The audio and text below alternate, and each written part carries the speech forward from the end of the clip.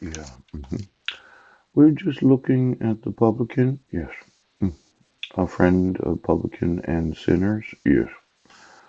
Matthew 11:19. Now, you would have thought that every government employee that gets paid from the taxation of the population would have realized that when you do not actually enforce the laws, yeah, and you're there and you're saying, well, I don't have to do what the law says. See, in Matthew 19, the Son of Man, yeah, came eating and drinking, and they say, behold, ooch, a man gluttonous and a wine-bibber, a friend of publicans, tax collectors, and sinners. But wisdom is justified of her children. Now, I I don't know. Oh, wait, did they say that about Jesus? Yes. Now, what did they say about me? Here's Paul, right, a homeless man, and he's drunk, yes, and a drug addict, yes, a domestic abuser and a child abuser, Pope, and he's a glutton. He sits there at community meals and eats 3 plates of food, yes, and has 4 desserts, and he never pays for a thing. Yeah. A friend of the tax collector and the sinners that I sit with at community meals that criticize and say all manner of lies about me. Oh, but wisdom is justified of her children. Hmm. Now, this idea of being a tax collector, yeah. Let's say I went through every employee of the IRS for the last 40 years, and every phone call to the IRS and every fax. And it was an honest mistake. Yeah. Something that you might not know about if you're in business or you're filling out whatever forms. Right.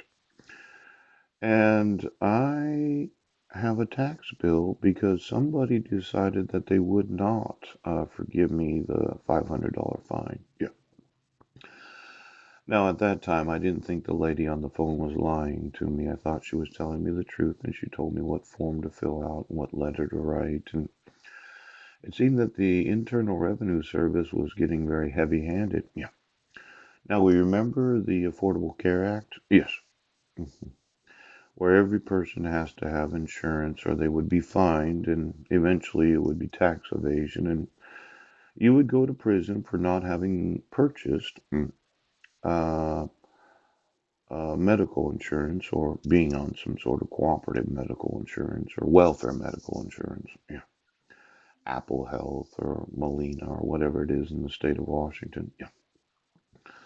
But I'm having some difficulty with the idea of emailing those that are oaths that all say that we do not have to support and defend the Constitution and we have no obligation to remove our court orders when I, as a citizen, never was represented by the government. Let's say you're a judge today, and yesterday I had told you that I never received notice of court hearings. I did not receive any of the actual documentation that was submitted to the court for the reason for the dissolution of marriage. I never got a dissolution of marriage. Yeah, and the actual marriage certificate is from the United Nations. Now, I could say that the judge didn't represent me, even though their income is from the taxation of the population. See, there's this thought, yes. As a father, when I inform you that my sons are in the wrong grades, yes, and you decide to molest me, torture me, torment me, that you do not realize the rights of the respondent to have notice and opportunity to be heard. As that part of taxation that happens to be representation.